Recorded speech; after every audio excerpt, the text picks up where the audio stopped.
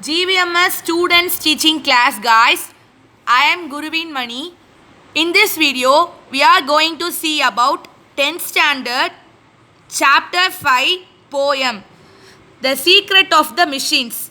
It was written by Rudyard Kipling. Okay, now we can move on to poem. The poem deals with the problem of modern technology and automation. So இந்த போயமில் வந்து எதை பற்றி கொடுத்துருக்காங்க அப்படின்னா technology ஒவ்வொரு ஜென்ரேஷனுக்கும் ஏற்ற மாதிரி மாறிக்கிட்டே இருக்கும். அந்த டெக்னாலஜி வந்து சேஞ்ச் ஆகிட்டே இருக்கும், அப்படி தானே? ஸோ இப்போ வந்து நம்ம பேரண்ட்ஸ் ஜென்ரேஷன்லாம் எப்படி இருந்திருக்கும், கம்ப்யூட்டர் இருந்திருக்கும். இப்போ நம்மளுக்கு லேப்டாப் அந்த மாதிரி நிறைய ஃபெசிலிட்டிஸ் வந்துட்டு, டேப் அந்த மாதிரி நிறைய ஃபெசிலிட்டிஸ் வந்துட்டு. ஸோ அது ஆட்டோமேஷனாக ஒரு ரீசைக்கிள் ஆகி ரன் ஆகிட்டே இருக்கும் அப்படின்னு சொல்லி கொடுத்துருக்காங்க. In the beginning the reader gets informed about how machines are produced. So நம்மளுக்கு இந்த பிகினிங் சாப்டரில் என்ன கொடுத்துருக்காங்க அப்படின்னா மிஷின்ஸ் வந்து எப்படி ப்ரொடியூஸ் பண்ணுறோம், அது மாதிரி அதுக்கு என்னென்ன ட்ரீட்மெண்ட்லாம் தேவை, என்னென்ன ட்ரீட்மெண்ட்லாம் நீட் ஆகுது அப்படின்னு சொல்லி கொடுத்துருக்காங்க. Afterwards the machines explain how they can serve humanity. அதுக்கப்புறம் என்ன சொல்லியிருக்காங்க அப்படின்னா இந்த மிஷின்ஸ் வந்து எப்படி மனித நேயத்தோட நம்மளுக்கு சர்வ் பண்ணும் அப்படிங்கிற மாதிரி கொடுத்துருக்காங்க. So humanity is defined as மனித நேயம். The poem ends with the statement that machines although capable of great deeds are still nothing more than the creations of the human brain. அதாவது மிஷின்ஸ் என்ன சொல்லுது அப்படின்னா ஹியூமன் பிரெயினை கம்பேர் பண்ணும்போது, மனிதர்களோட மூளையை compare பண்ணும்போது நான் ஒன்றுமே இல்லை, அவங்கள மாதிரி என்னால் செயல்பட முடியாது அப்படின்னு சொல்லி மிஷின்ஸே சொல்கிற மாதிரி கொடுத்துருக்காங்க. ஸோ சீக்ரெட் அப்படிங்கிறது ரகசியம், மிஷின்ஸ்குள்ள ரகசியம், அதை பற்றி நம்ம இந்த போயமில் பார்க்க போகிறோம். Okay, page number 149. So now we can move on to first para. We were taken from the orbit and the mine. We were melted in the furnace and the pit. அதாவது மிஷின்ஸை ஃபஸ்ட்டு பேரால் எப்படி create ஆகுது, எப்படி உருவாகுதல் எப்படி உருவாகுது அப்படின்னு சொல்லி கொடுத்துருக்காங்க. ஸோ ஓர்பெட் அப்படின்னா தாது படுக்கை, மைன் சுரங்கம். ஸோ இந்த மாதிரி இதில் அந்த தாது படுக்கையிலேருந்து எடுத்து சுரங்கத்திலேருந்து எங்களை இது பண்ணி அதுக்கப்புறம் அதை மெல்ட் பண்ணி உருக்குதல். ஃபர்னஸ் அப்படின்னா உருக்குதல். ஸோ அந்த தாது படுக்கையிலேருந்து எடுத்து சுரங்கம், தாது படுக்கை முதலியவற்றிலிருந்து எடுத்து எங்களை வந்து உருக்கி அந்த மெல்ட்டு உருக்கி இது பண்ணுவாங்க. அதே மாதிரி we were cast and wrought and hammered to design. We were cut and filled and tooled and got to fit. Next எங்களை என்ன பண்ணுவாங்க, அதாவது மிஷின்ஸை என்ன பண்ணுவாங்களாம், அடிப்பாங்களாம், அடித்தல். ரோட் அப்படின்னா அடித்தல், ஹேமர்டுனா தேய்த்தல். ஸோ அந்த தாது படுக்கை சுரங்கம் அதிலேருந்து எடுத்து உருக்கி அதை வந்து என்ன பண்ணுவாங்க அப்படின்னா அதை அடித்து அதுக்கப்புறம் அதை தேய்த்து வெட்டுதல். கட்னா என்னது, வெட்டுதல். அதை அடித்து தேய்த்து அதுக்கப்புறம் அதை வெட்டி அந்த டூலை வந்து மெஷர் பண்ணி ஃபிட் பண்ணுவாங்களாம். ஸோ மிஷின்ஸ் வந்து எப்படி க்ரியேட் ஆகுது, எப்படி உருவாகுது அப்படின்னு சொல்லி ஃபஸ்ட் பேரால நம்மளுக்கு கொடுத்துருக்காங்க. So now we can move on to second para. Some water, coal and oil is all we ask and 1,000 of an inch to give us play. So இதில் என்ன கொடுத்துருக்காங்க அப்படின்னா செகண்ட் பேராவை பொறுத்த வரைக்கும் நாங்கள் எப்படி யூஸ் ஆகிறோம், மிஷின்ஸ் எப்படி யூஸ் ஆகுது, தேவைப்படுது அப்படிங்கிறத கொடுத்துருக்காங்க. ஸோ அதுக்கு என்னெல்லாம் தேவை, வாட்டர் தண்ணீர், நிலக்கரி, எண்ணெய், இதெல்லாம் அதில் போர் பண்ணிவிட்டு இது பண்ணோம் அப்படின்னா 1000s of inch, இது எல்லாத்தையும் நம்ம வந்து போர் பண்ணதுக்கப்புறம் எவ்வளோ இன்ச்சு இதாகுமா, 1000 inch. இந்த 1000 inch கிடச்சி நம்மளுக்கு அந்த மிஷின்ஸ் வந்து நல்லா ப்ளே ஆகுமா.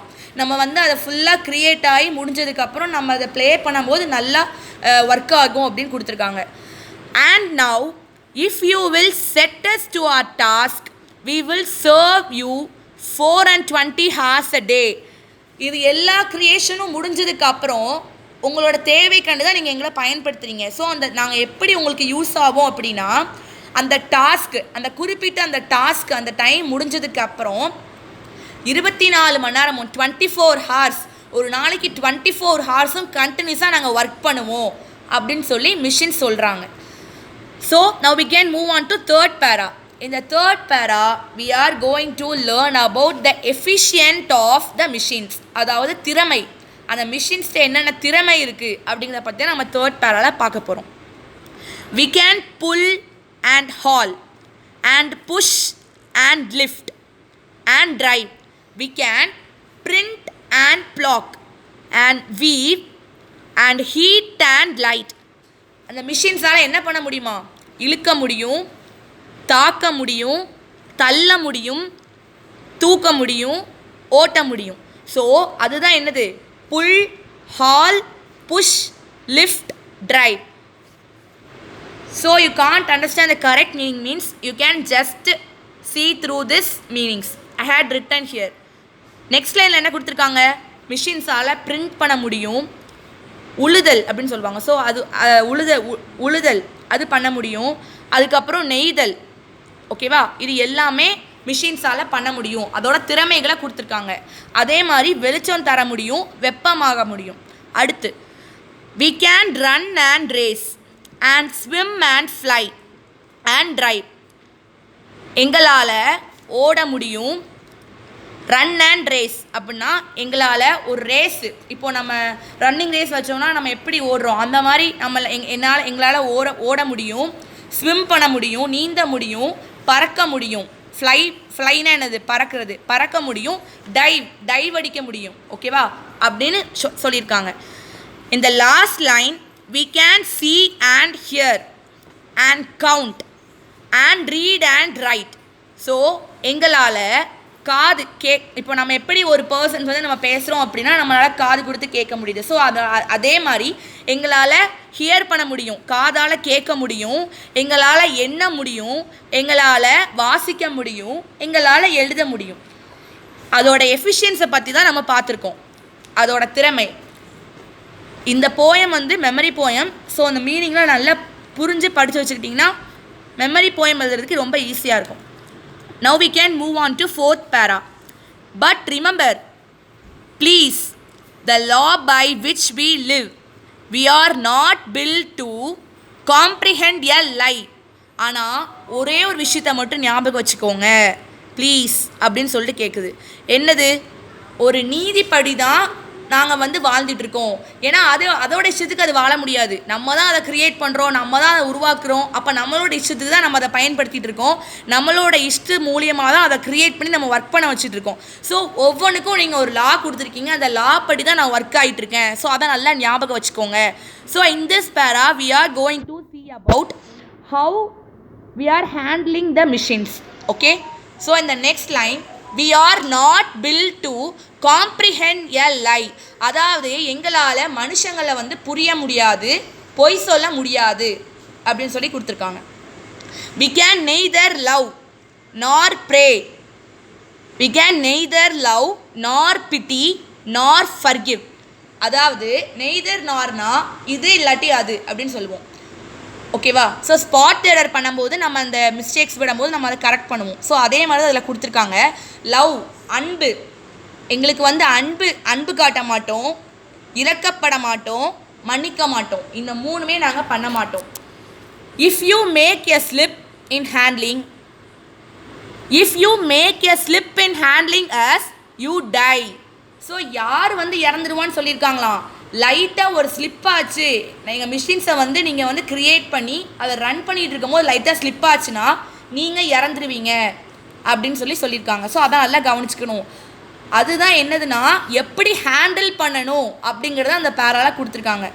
ஸோ இந்த last para, though our smoke may hide the heavens from your eyes. அதாவது ஹெவன் அப்படின்னா சொர்க்கம்.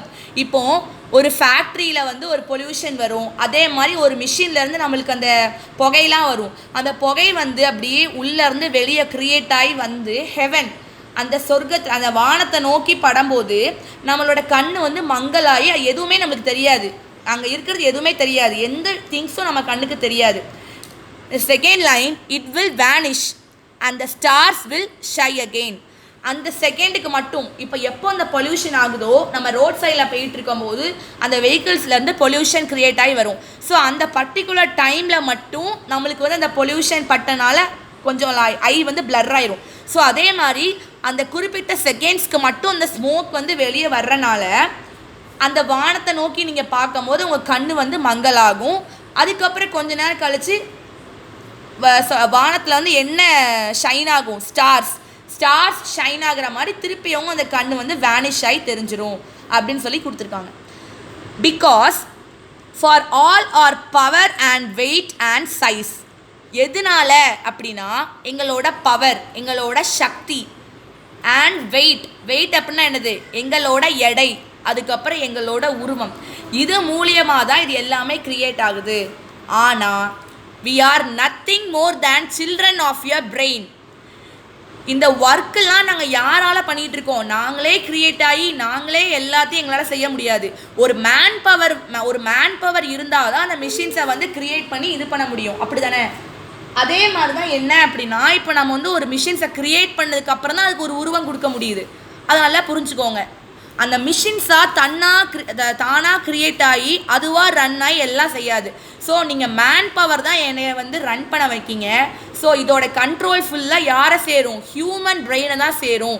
ஹியூமன் பிரெயினையும் எங்களையும் அதாவது மிஷின்ஸையும் கம்பேர் பண்ணிங்கன்னா மிஷின்ஸான நாங்கள்லாம் ஒன்றுமே கிடையாது, ஒரு சுத்த வேஸ்ட் அப்படிங்கிற மாதிரி சொல்கிறாங்க. ஸோ அந்த மிஷின்ஸை வந்து யார் வந்து இது பண்ண வைக்கா, மேன் பவர் தான் ரன் பண்ண வைக்கும். So I again telling that this is one of the main memory poem, The Secret of the Machines. It was written by Rudyard Kipling. Here there are 5 paragraphs. So I had written for you to easy understand Tamil meaning also. If you didn't understand the English meaning, you can refer this and you can learn. Because here I had written the Tamil meaning for easily learning. Okay? So I request you to learn this memory poem with understand the meaning. If you have any doubt, you can comment here. Now we can move on to about the poet. So Rudyard Kipling was born on December 30, 1865 in Bombay, India. இந்த போயமோட author வந்து Rudyard Kipling. இவங்க born ஆன வருஷம் என்னது, December 30, 1865 பிறந்திருக்காங்க. எங்கே, பாம்பேல. He was educated in England but returned to India in 1882. எங்கே பார்ன் ஆகிருக்காங்கன்னா பாம்பேல பிறந்திருக்காங்க. ஆனால் அவங்களோட எஜுகேஷன் ஃபுல்லாமே இங்கிலாண்டில் தான் அவங்க வந்து படிச்சிருக்காங்க. இந்தியாவுக்கு எப்போ ரிட்டர்ன் ஆயிருக்காங்கன்னா 1882 தான் ரிட்டர்ன் ஆயிருக்காங்க. A decade later, Kipling married Caroline Balestier and settled in Brattleboro, Vermont, where he wrote the Jungle Book 1894, among a host of other works that made him hugely successful. அதாவது 1865 born ஆகி 1882 அந்த எஜுகேஷன்லாம் முடித்து 1882 return வந்திருக்காரு.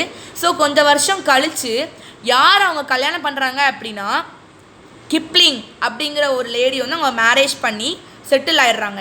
எங்கன்னா பிராட்டில்பொரோ அப்படிங்கிற ஒரு பிளேஸில் settle ஆயிடுறாங்க. அவங்க வந்து அதுக்கடுத்து ஒரு புக் வந்து ரிட்டர்ன் பண்ணுறாங்க. அதாவது த ஜங்கிள் புக் அப்படிங்கிற ஒரு ஹெட்டிங்கில் 1894 அவங்க இந்தியாவுக்கு வந்தது 1882. அப்போ ரொம்ப வருஷம் கழித்து 1894 ஜங்கிள் புக் வந்து எழுதுகிறாங்க. ஓகேவா? ஸோ இவங்க பண்ண எல்லா ஒர்க்கையும் கம்பேர் பண்ணி பார்க்கும்போது இந்த ஜங்கிள் புக் அப்படிங்கிறது ரொம்ப சக்ஸஸ் ஆகிட்டு பெரிய விதத்தில் அவங்க பண்ண இது வந்து ரொம்ப பெருமைப்பட்டிருக்காங்க. Kipling was the recipient of the 1907 Nobel Prize in Literature.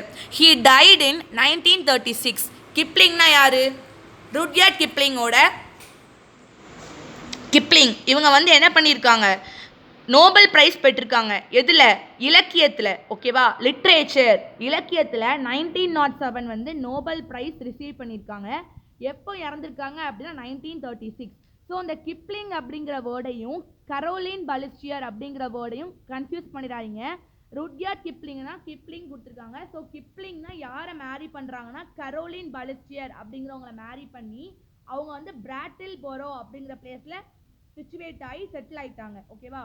So Kipling அப்படிங்கிறது ருட்யார்ட் கிப்ளிங்கோட புனைப்பெயர் மாதிரி இயற்பெயர் மாதிரி சொல்லியிருக்காங்க. கரோலின் பலுச்சியர் அப்படிங்கிற ஒரு பெண்ணை தான் அவங்க வந்து மேரேஜ் பண்ணுறாங்க.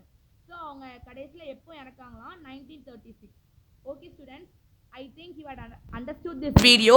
If you have any doubt through this lesson, you can surely comment in our YouTube channel GBMS Students Teaching, and you can receive the knowledge through it. And I request you all the students to learn these memory poem, because this is one of the most memory poem and it also very easy to learn. If you understood the meaning clearly, you can learn within 15 minutes. So thank you for watching.